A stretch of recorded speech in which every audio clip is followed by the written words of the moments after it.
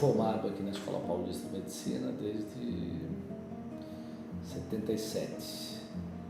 Aí eu fiz um ano de exército, voltei, fiz residência, mas já no terceiro ano da residência eu me candidatei a vereador de São Paulo e fui eleito. A partir daí, uma longa carreira até hoje. Fui vereador 10 anos, deputado estadual, presidente da Assembleia e estou no terceiro mandato de deputado federal. Depois de ter sido secretário do município, secretário do Estado de São Paulo, no governo Mário Covas, no governo Serra, um período bastante longo. E na metade desse período eu voltei à medicina, pensei em parar a política, voltar à medicina, mas foi um período muito curto, a política me atraiu de novo. E foi muito interessante porque eu fui à política por imaginar que através dela eu poderia fazer mais pela saúde, pela população, do que eu poderia fazer num consultório ou mesmo num hospital. Mas de 6 meses para cá eu entrei em contato com o caso da vitamina D, com o Dr. Cícero, e eu passei a ficar muito empolgado com essas informações novas que o Cícero me trazia, com a leitura que eu comecei a fazer, com o Cello, que é um paciente também de esclerose múltipla, amigo do meu filho, que me relatou uma história impressionante, muito semelhante à sua, e como foi possível curar a esclerose múltipla. Eu tinha informações sobre esclerose múltipla, para mim não era possível essa eventualidade. E aí eu procurei o Dr. Cícero para ter mais informações aprimoradas sobre esse fato, do ponto de vista científico, e decidi voltar a fazer clínica. Fiquei tão empolgado com essa possibilidade. Então, há 3 meses estou aqui na clínica do Cícero, já atendendo pacientes, já acompanhando de perto a evolução, particularmente da esclerose múltipla e seu tratamento com vitamina D. Não, foi muito engraçado. Ele me convidou desde o início a participar de tudo, da equipe, mas é aqueles cliques, né, que você fala, eu preciso entender melhor, porque é uma informação muito importante, muito preciosa. Não adianta apenas eu ler, não adianta eu dar um tratamento sendo uma ponte de veiculação dessas informações no Congresso Nacional, se eu não estiver muito próximo dos acontecimentos que se dão aqui na clínica, aqui na Vila Mariana, e se espraiam para o mundo, seja através do teu vídeo, seja através do relato que os pacientes que por aqui passam transmitem para pessoas que têm problemas semelhantes. Então, num sábado de manhã, eu estava até fazendo atividade física, estava correndo no parque, liguei para o Cícero e falei, Cícero, eu quero dar uma passadinha aí, posso? Aí ele falou, pode, claro, eu estou te esperando, já atendi os pacientes e te espero. Aí eu vim aqui e falei, desculpa os meus trajes aqui esportivos, mas eu estou vindo aqui para te pedir emprego. Eu quero trabalhar na sua clínica, quero ver de perto as maravilhas que você está me contando. E ele aceitou, me deu um emprego. E aqui estamos. Então, a partir daí, eu comecei a acompanhar as consultas, comecei a ver de perto, boa parte já da evolução, 6 meses depois de tratamento, 1 ano depois, a alta 2 anos depois. Aquilo lá foi me empolgando, eu fui recolhendo as informações, estudando, vendo a evolução dos exames, o tratamento com doses altas de vitamina D, a alegria dos pacientes, que é algo empolgante. Eu não tinha acompanhado de perto em toda a minha carreira político-médica, eu nunca tinha acompanhado de perto tanta alegria de ver esses pacientes saindo daqui em situação muito melhor e com uma perspectiva normal de vida, ou seja, não é reduzida, melhorada, normal, ou seja, uma recuperação, nos casos mais precoces, eu diria absoluta, como é seu caso.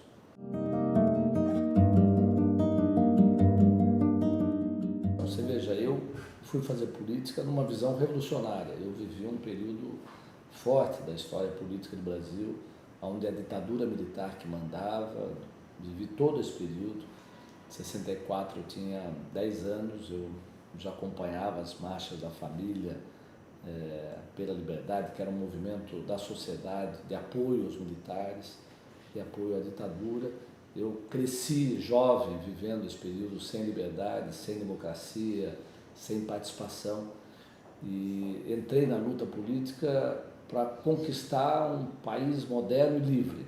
Então, essa palavra, revolução, é uma palavra que está na minha cabeça o tempo todo, fez parte de toda a minha vida política e pública. Ainda acredito nas revoluções, na revolução de comportamento, na revolução ética, na revolução cultural, na revolução estética e na revolução política, que não necessariamente é pelas armas, nem pela violência, mas é a mudança de comportamento dos políticos em relação à sociedade e às pessoas que eles representam. Estou participando da criação de um novo partido que tem exatamente esses princípios da sustentabilidade e da ética. Então, revolução para mim é uma coisa muito forte, uma palavra muito forte na minha cabeça, na minha história. E eu, das coisas que eu vi recentemente aqui, acho que a vitamina D é uma revolução. Pode ser um fato de virada do tratamento, da compreensão do metabolismo celular, que há muito tempo eu não via tanta perspectiva, e por isso talvez tenha sido tão dificultada. Ela é muito barata e são fatores talvez inibidores da vinda dessa revolução, que apesar de tudo está por chegar. Eu já estou tratando de alguns deputados federais, tenho dito essa relação pessoal que nós temos, de que eles têm que tomar a vitamina D.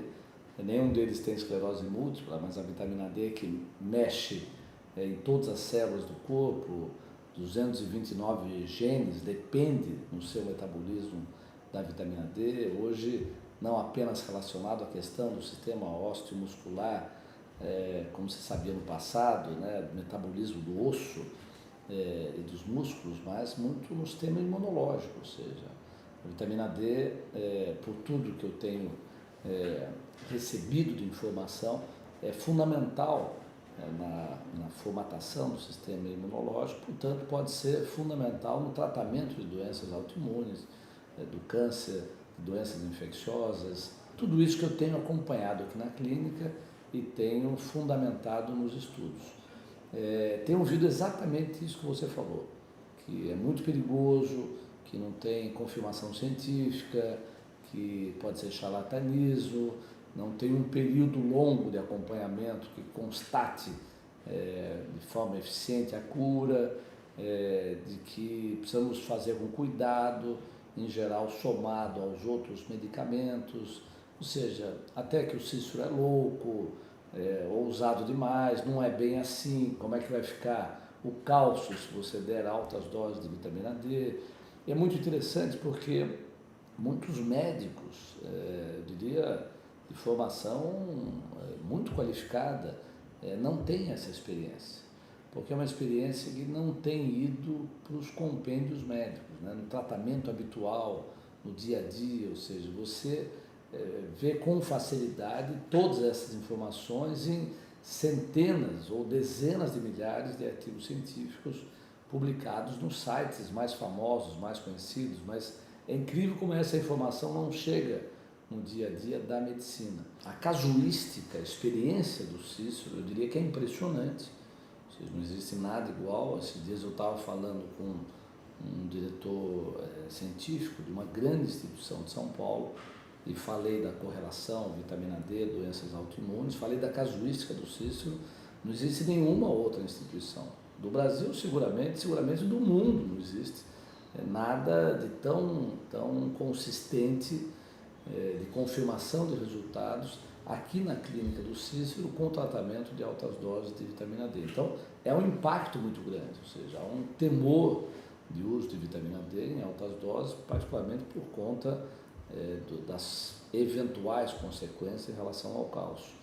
Mas o Cícero, na verdade, ele construiu uma balança que permite que altas doses sejam utilizadas, altas doses, eu diria, quase inacreditáveis, em alguns casos, para a absoluta maioria dos médicos que têm uma boa formação e que, portanto, impede a utilização já no dia a dia da clínica médica no Brasil e no mundo. Ou seja, são dados muito preciosos e muito preciosos os resultados. Você é um exemplo disso, eu já conheço vários, e como a remissão é absoluta, e quem tem esclerose múltipla, seguramente outras doenças autoimunes, elas elas passam a ter uma vida normal.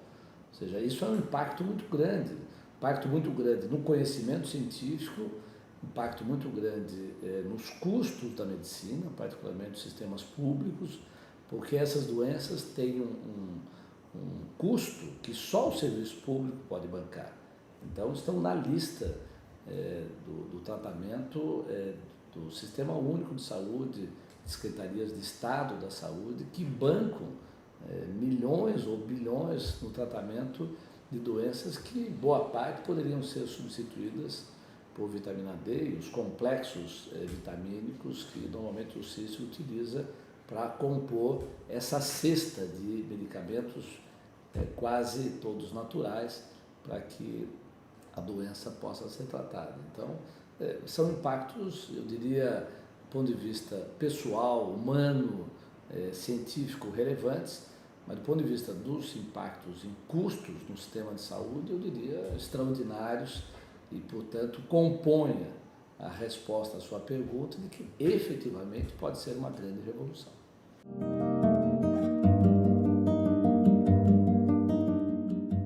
A situação já é diferente do que eu vi há um tempo atrás. Ou seja, hoje, progressivamente, começa a entrar no protocolo dos médicos a inclusão de dosagem de vitamina D no conjunto dos exames que são solicitados. Isso há um tempo atrás não existia. Até os laboratórios nem todos faziam. Você fazer a diluição para captar, inclusive, dosagens mais altas é algo até mais recente. Então, eu diria que o pedido de dosagem de vitamina D já é uma mudança grande. Conversando com outro médico no Instituto aqui de São Paulo, há um ano atrás havia 1.000 pedidos de exame de dosagem de vitamina D por ano nesse grande hospital. Hoje são 50.000, o que mostra que os médicos já começam a incorporar essa informação. Eles já não dão, portanto, apenas a vitamina D no complexo vitamínico, que são dosagens muito pequenas, mas já identificam a vitamina D de forma diferenciada. Isso é um dado relevante. Outro dado relevante é o fato de na farmácia não ter a dosagem, né? O remédio, 400 unidades por gota, mostra que é uma dosagem muito aquém daquilo que o cidadão precisaria, que são 10.000 unidades, equivalente a uma boa exposição de sol. Há um outro problema grave que nós não comentamos, que é essa questão do sol, ou seja, as pessoas fogem do sol.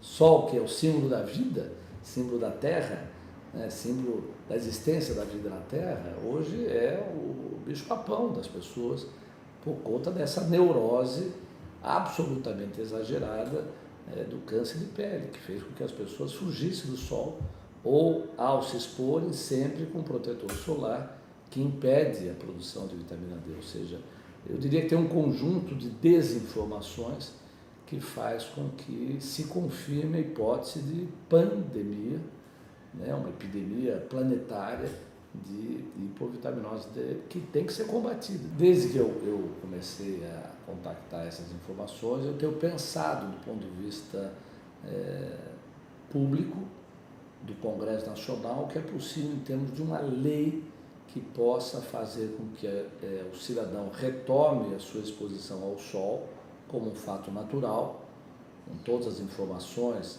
para que não haja preocupações em relação, com todas as informações, para que não haja preocupação em relação ao que se convencionou de que sol é câncer de pele.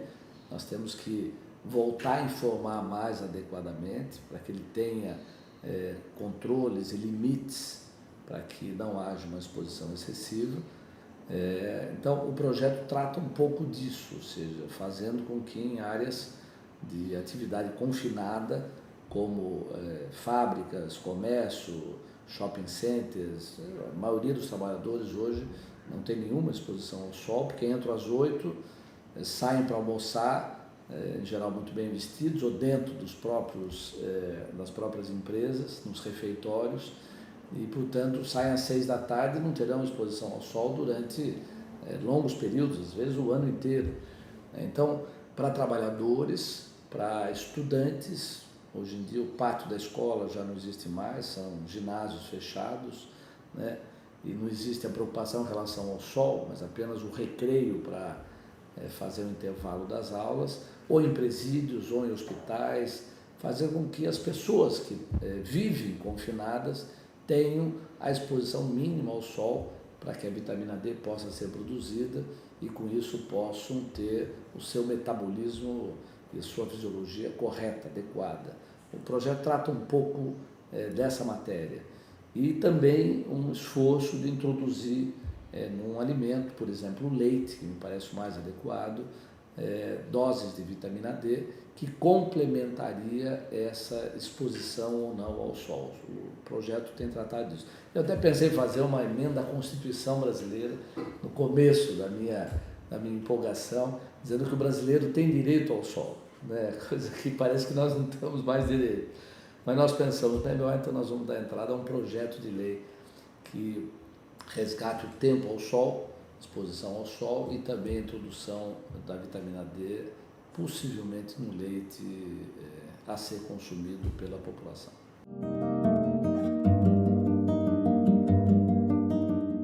Bom, você me pergunta como resolver esses problemas, né? Como é que será o processo. Então, eu estava lhe dizendo que começa a acontecer, os médicos começam a solicitar exames, dosagens, portanto, vão começar a receitar a vitamina D, na minha avaliação ainda em dosagens baixas, os médicos ainda estão testando esse novo fato, essa nova experiência.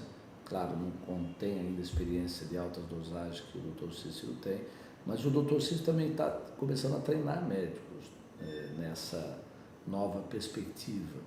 E é muito provável que, apesar de todo o esforço de um setor econômico que não gostaria de ver a vitamina D substituir os imunossupressores, os interferons, esses remédios têm sido muito pesquisados pela indústria farmacêutica e custam bilhões para a sociedade humana, é muito provável que essa informação da vitamina D ela é tão forte que inexoravelmente ela vai banhar a comunidade científica, a medicina, os pacientes que hoje têm, através das redes sociais, um papel relevante. Eu diria que boa parte daquilo que o Cícero vem fazendo, convencendo outros colegas, mas também os pacientes que veem concretamente os seus resultados, espalham essa informação pelas redes. Nós temos atendido aqui pacientes, eu estou aqui há 3 meses, já atendi pacientes do Peru, da Argentina, da Itália, semana passada dos Estados Unidos. Uma senhora veio dos Estados Unidos aqui, mora em Phoenix, demorou 3 dias para chegar, parou em Miami, chegou aqui sem consulta marcada, desesperada, porque queria fazer isso. Entrou de cadeira de rodas chorando, saiu, claro, de cadeira de rodas ainda, mas com uma expectativa, uma esperança enorme, e relata essa experiência para o seu médico nos Estados Unidos, que, segundo ela, não tinha nenhuma informação sobre vitamina D. E deu 2.000 unidades com pressão dela, mas achou que era muito, e disse para ela, ó, a hora que chegar no nível normal de dosagem, você pare a vitamina D, não continue tomando mais, porque ela é muito perigosa. Você imagina, nos Estados Unidos, que é o centro da inovação, da pesquisa científica, a informação do médico é desse nível, mostra que ainda há um longo trajeto a ser percorrido.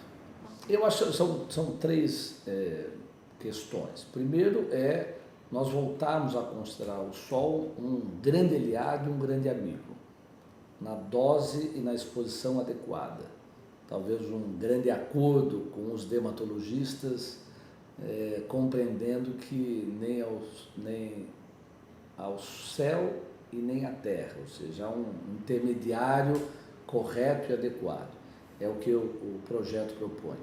O segundo é introduzir na alimentação. E o terceiro, que é o que você coloca, como é que pode haver, dentro do sistema de saúde, facilidades de acesso à vitamina D quando receitada em pacientes, particularmente de doenças autoimunes. Ou seja, já há um abaixo-assinado correndo em relação a isso para um projeto de iniciativa popular, que eu acho muito boa, que nós poderíamos apresentar também, mas é bom que a sociedade se mobilize para mostrar que tem um movimento favorável a isso, e a vitamina D realmente ser um remédio para tratamento das doenças de fácil acesso no sistema de saúde, seja nas farmácias, que hoje não tem. Hoje vitamina D tem em qualquer supermercado americano, no Walgreens, na Whole Foods, né? Ou seja, qualquer supermercado você acha nas prateleiras dosagem de vitamina D de 500, de 1.000, de 2.000, de 5.000, de 10.000, até de 20.000, mostrando que não é tão complexo como ainda nós brasileiros pensamos, né? As gotas que tem nas farmácias são insuficientes. Então, tem que haver a liberação disso no mercado brasileiro, dosagens pequenas, médias e grandes, para que o consumo seja facilitado.